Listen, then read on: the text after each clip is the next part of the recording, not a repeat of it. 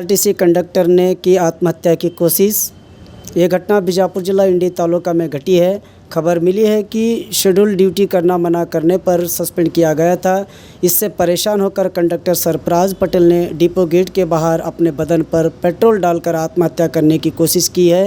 मौके पर सहायक सिब्बंदियों ने उन्हें इस काम से बचाया है। इस घटना में कंडक्टर के आंखों में पेट्रोल जाने से स्थानीय इंडी सरकारी अस्पताल में इलाज करा के अधिक इलाज के लिए बीजापुर जिला सरकारी अस्पताल ले जाने की बात सामने आई है।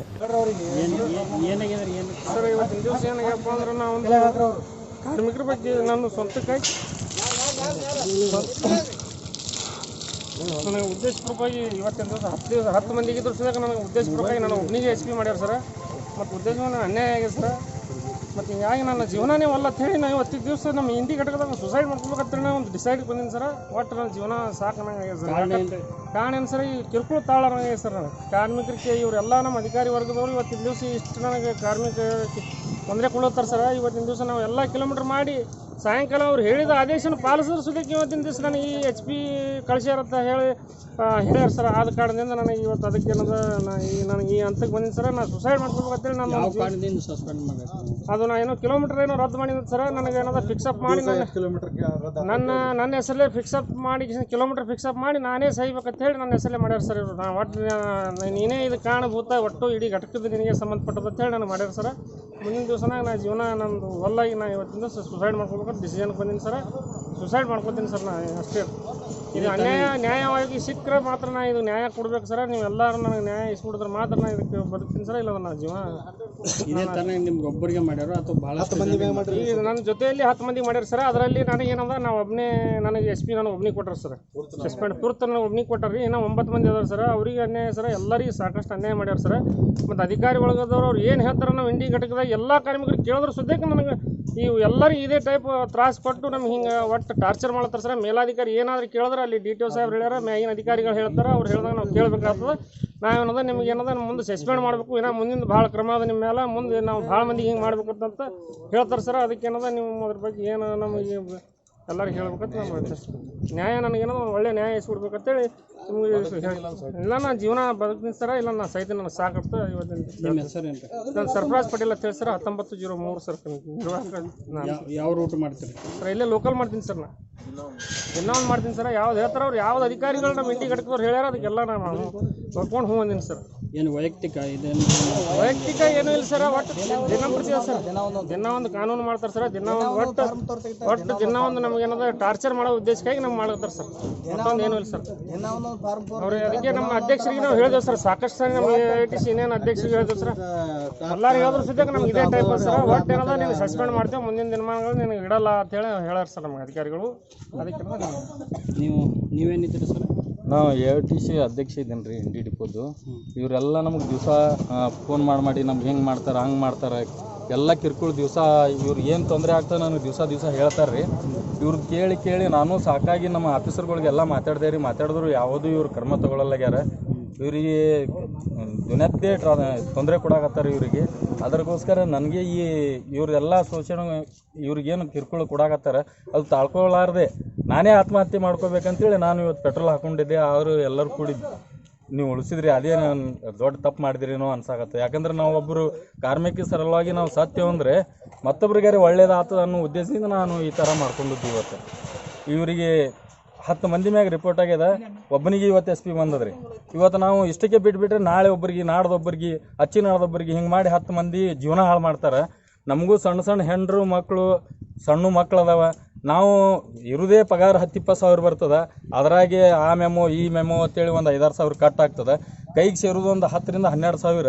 ಅದರಾಗೆ ನಾವು ಜೀವನ ಸಾಗಿಸ್ಕೊಂಡು ಇರಲಪ್ಪ ನಮ್ಮ ಸಂಸ್ಥೆ ಅನ್ನೋ ಉದ್ದೇಶದಿಂದ ನಾವು ಇದು ಮಾಡ್ಕೊಂಡು ಹೋದ್ರೂ ಇವ್ರಿಗೆ ಇಷ್ಟು ನಮಗೆ ಕಿರ್ಕೊಳ ಮಾಡಾಕತ್ತಾರೆ. ಅದ್ರಾಗ ಇಲ್ಲಿ ಲಮಾಣಿ ಸರ್ ಅಂತೇಳಿ ಅದಾರ. ಅವ್ರಿಗೆ ಅಂಕಾರ ಎಷ್ಟು ಹೇಳಿದ್ರು ಏನೂ ಇದೂ ಇಲ್ಲ. ಅವ್ರು ಏನು ಮಾಡಾಕತ್ತಾರ, ಸುಮ್ಮನೆ ಆಬ್ಸೆಂಟ್ ಹಾಕೋದು, ಅಲ್ಲಿ ಹೋಗಿ ಇಲ್ಲಿ ಹೋಗಿ ಅನ್ನೋದು ದುನಿಯಾದ್ದೇ ಕಿರ್ಕುಳು ಕೊಡಾಕತ್ತಾರೆ. ಅದ್ರಾಗ ಮತ್ತೆ ಈಗ ಒಂದು ಇಬ್ಬರು ಹೊಸದಾಗಿ ಬಂದಾರ, ಅವರು ಬೇರೆ. ಮತ್ತು ನಾವು ಎಷ್ಟು ಹೇಳಿದ್ರು ಅವ್ರಿಗೆ ಏನು ಲೆಕ್ಕಕ್ಕೆ ಇಲ್ಲ. 50 ಶಬ್ದನಾಗ ಮಾತಾಡ್ತಾರೆ, ಬಾರ್ಲಿ ಹೋಗಲಿ ಅಂತಾರೆ. ಡ್ರೈವರ್ ಕಂಡಕ್ಟರ್ ಅಂದ್ರೆ ಏನು ಕಿಮ್ಮತ್ತೇ ಇಲ್ಲೇನ್ರಿ? ನಾವು ಎಷ್ಟು ರೀ ಶೋಷಣೆಗೆ ಒಳಗಾಗಬೇಕು ಹೇಳ್ರಿ ಸರ್. ನಮಗೆ ಸಾಕಾಗ್ಯದ. ನಾವು ಇವತ್ತು ಸಾಯ್ಬೇಕಂತೇಳಿ ತೀರ್ಮಾನ ಮಾಡಿಬಿಟ್ಟಿವಿ ಇವತ್ತು. ನಾವು ಸತ್ತ ಬಳಕರೆ ಎಲ್ಲ ಹಿಂದಿನವರೇ ಶಿಸ್ತಾಗಿ ಮಾಡ್ಕೊಂಡು ತಿಂತಾರೇನೋ ಅನ್ನುವಂಥ ಇದಕ್ಕೆ ಬಂದುಬಿಟ್ಟದ್ರಿ ಈಗ ರೀ. ಅದಕ್ಕೆ ನಾವು ಯಾರೊಬ್ಬರು ಆತ್ಮಹತ್ಯೆ ಮಾಡ್ಕೊಳ್ಳುತ್ತಾನ ಇವ್ರಿಗೆ ಸಮಾಧಾನ ಇಲ್ಲ. ನಾವು ಸತ್ತ ಬಳಕೆ ಇವರು ಎಚ್ಚರಿತಾರೋ ಏನೋ ಅನ್ನುವಂಥ ಆ ಉದ್ದೇಶದಿಂದ ನಾವು ಇವತ್ತು ಆತ್ಮಹತ್ಯೆ ಮಾಡ್ಕೊಳಕ್ಕೆ ಪ್ರಯತ್ನ ಮಾಡಾಕತ್ತೀವಿ. ಅಂಥವು ಯಾವ ಇಂಡಿ ಘಟಕದಾಗ ಯಾವ ಆಗಿಲ್ಲ ಇಲ್ಲಿ ತನಕ ಪ್ರಕರಣಗಳು, ಮತ್ತು ಇನ್ನು ಮುಂದೆ ಆಗ್ಬೇಕಾಗ್ತದೆ. ಇಷ್ಟೇ. ಓಕೆ, ನೀವು ಬಂದು ಮಾತಾಡ್ರಿ, ಯಾರು ಮಾತಾಡ್ರಿ.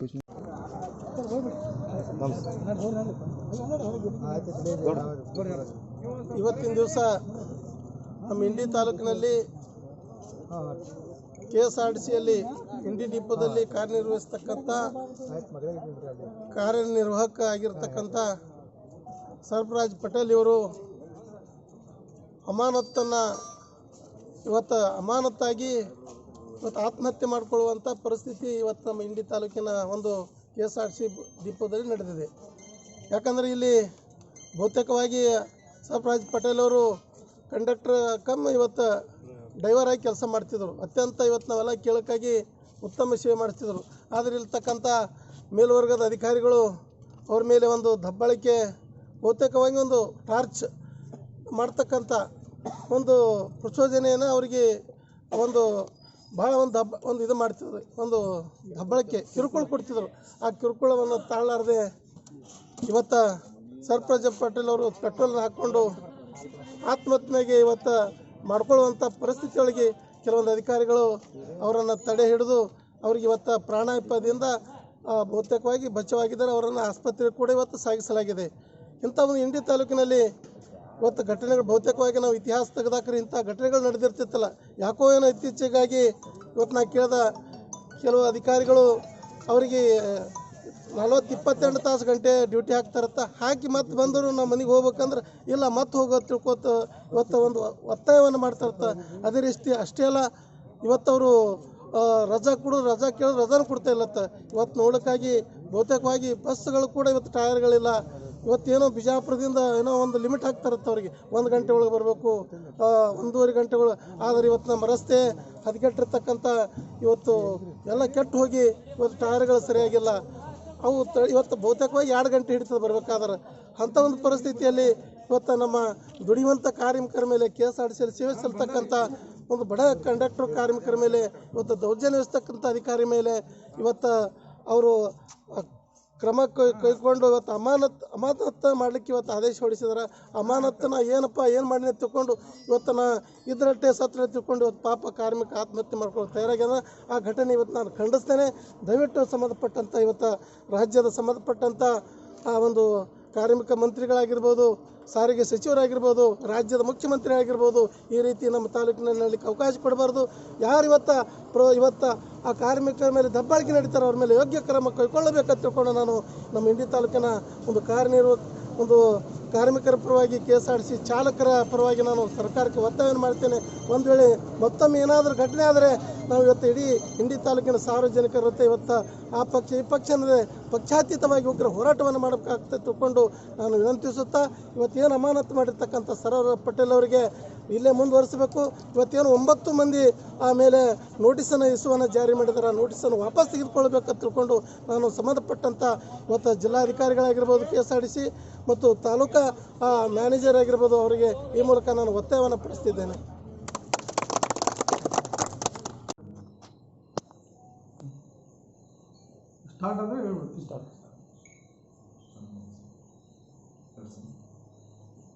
ಸೋಮವಾರ ದಿನ ನಮ್ಮ ಇಂಡಿ ಬಸ್ ನಿಲ್ದಾಣದಲ್ಲಿ ಸುಮಾರು ಒಂದು 5 ಬಸ್ಗಳು ಬಸ್ ಸ್ಟ್ಯಾಂಡಿಂದ ಡಿಪೋಲ್ಲಿ ನಿಂತಿದ್ದು. ನಮ್ಮ DTO ಡಿಪೋ ಮ್ಯಾನೇಜರ್ ಎಲ್ಲ ಹೋಗಿ ವಿಚಾರ ಮಾಡಲಾಗಿ ಅವರು ಡ್ಯೂಟಿ ಮಾಡಲಾರ್ದೇ ನಿಂತಾರೆ ಅಂದ್ಕೊಂಡು ಮಾಹಿತಿ ಬಂದ ಮೇಲೆ ಅವರು ಯಾಕೆ ಅಂತ ತಿಳ್ಕೊಂಡು ವಿಚಾರ ಮಾಡಿದರು. ಅವಾಗ ಡಿಪೋ ಮ್ಯಾನೇಜರು ಸಹಿತ ವಿಚಾರ ಮಾಡಿ 11 ಜನ, ಸುಮಾರು 10-11 ಜನ ಅವರು ಡ್ಯೂಟಿ ಮಾಡೋದಿಲ್ಲ ಅನ್ಕೊಂತ ಹೇಳಿದಕ್ಕೆ ಒಂದು ವರದಿ ಕೊಟ್ಟರು. ಉಳಿದ 10 ಜನರಿಗೆ ಪ್ರಚೋದನೆ ಮಾಡಿ ಡ್ಯೂಟಿ ಮಾಡಬೇಡ ಅಂತೇಳಿ ಒಬ್ಬ ವ್ಯಕ್ತಿ ಸರ್ಫರಾಜ್ ಪಟೇಲ್ ಅನ್ನೋರು ಪ್ರಚೋದನೆ ಮಾಡ್ಯಾರ ಅಂತೇಳಿ ವರದಿ ಬಂತು. ಹಾಗಾಗಿ ನಾವು ಪ್ರಚೋದನೆ ಮಾಡಿದಂಥ ವ್ಯಕ್ತಿಗೆ ನಾವು ಅಮಾನತುಗೊಳಿಸಿದ್ದೀವಿ. ಆಮೇಲೆ ಉಳಿದವರಿಗೆ ನಾವು ಅವರಿಗೆ ಬೇರೆ ರೀತಿ ಒಂದು ಕ್ರಮ ತಗೋತಾ ಇದ್ದೀವಿ. ಇವತ್ತಿನ ದಿನ ಅವರು ನನಗೆ ಅನ್ಯಾಯ ಆಗಿದೆ ಅಂತ ಹೇಳಿದರು. ಅದಕ್ಕೆ ಅವರಿಗೆಲ್ಲ ಹೇಳಿದ್ದೀವಿ, ಅನ್ಯಾಯ ಆಗಿದ್ರೆ ಅದಕ್ಕೆ ರಿಪ್ಲೈ ಕೊಡ್ರಿ, ಎನ್ಕ್ವೈರಿ ಎಲ್ಲ ಆಗುತ್ತೆ ಅಂತ ತಿಳ್ಕೊಂಡು ಆಮೇಲೆ ಈ ರೀತಿ ಪ್ರತಿಭಟನೆ ಈ ಥರ ಮಾಡೋದೆಲ್ಲ ಸರಿಯಲ್ಲ ಅಂತ ಹೇಳಿದ್ವಿ. ಹಾಗಾಗಿ ಅದ್ರ ಮೇಲೆ ಏನಿದೆ ನಮ್ಮಲ್ಲಿ ನಿಯಮಾವಳಿ ಇದೆಯಲ್ಲ ಆ ನಿಯಮಾವಳಿ ಪ್ರಕಾರ ಕ್ರಮ. ಸರ್, ಈಗ ಸರ್ಫರಾಜ್ ಪಟೇಲ್ ಅವರು ಪೆಟ್ರೋಲ್ ಹಾಕೊಂಡಿರೋದಲ್ಲ, ಅವ್ರಿಗೆ ನೀವೇನು ಪರಿಹಾರ ಕೊಡ್ತಾರೆ? ಅವ್ರಿಗೆ ಏನು ಪರಿಹಾರ ಗೌರ್ಮೆಂಟ್ ಕಡೆ? ಅದು ನನಗೆ ಗೊತ್ತಿಲ್ಲ, ಅದೇನಂತಲೂ ಗೊತ್ತಿಲ್ಲ. ಅವರು ಈಗ ಎಸ್ ಪಿ ಕೊಟ್ಟ ಸರ್, ಅವರೇನು ಪೆಟ್ರೋಲ್ ಹಾಕೊಂಡಿದ್ದಾರೆ, ಅವ್ರಿಗೆ ದವಾಖಾನೆ ಇಲ್ಲಿಂದ ಬಿಜಾಪುರ ರೆಫರ್ ಮಾಡ್ಯಾರ. ಅದ್ರ ಬಗ್ಗೆ ಮಾಹಿತಿ ನಿಮ್ಮ ಕಡೆಯಿಂದ ಏನಾರ ಅವ್ರಿಗೆ ಪರಿಹಾರ? ಅಲ್ಲ, ಅದು ನನಗೆ ಈಗ ಹೇಳಕ್ಕೆ ಆಗೋದಿಲ್ಲ. ಈಗ ಡಿಪೋದ ಮುಂದೆ ಅವ್ರು ಪೆಟ್ರೋಲ್ ಹಾಕೊಂಡಿದ್ದಾರೆ. ಅಲ್ಲ, ಅದ್ರ ಬಗ್ಗೆ ನಾನು ಹೇಳೋದಿಲ್ಲ. ಈಗ ನನಗೆ ಹೇಳಕ್ಕಾಗಲ್ಲ, ಮಾಹಿತಿ ನನಗೆ ಸ್ಪಷ್ಟವಾಗಿ ಇರದೇ ಇರಾಗ ನಾನು ಅರ್ಧಂಬರ್ಧ ಹೇಳಕ್ಕೆ ನನಗೆ ಇಷ್ಟ ಆಯ್ತು. ಯಾಕಂದ್ರೆ ನಾನು ಸೀದಾ ಇಲ್ಲೇ ಬಂದು ಕುಂತಿದ್ದು. Okay, thanks. ನನ್ನ ಹೆಸರು ನಾರಾಯಣಪ್ಪ ಕುರ್ಬಾರ್. ಒಂದು